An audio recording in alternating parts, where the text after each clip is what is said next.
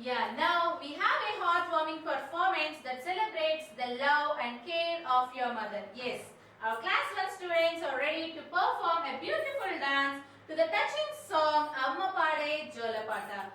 This performance is sure to remind us of the warmth, comfort and unconditional love that only a mother can give you. So we welcome you with a big round of applause.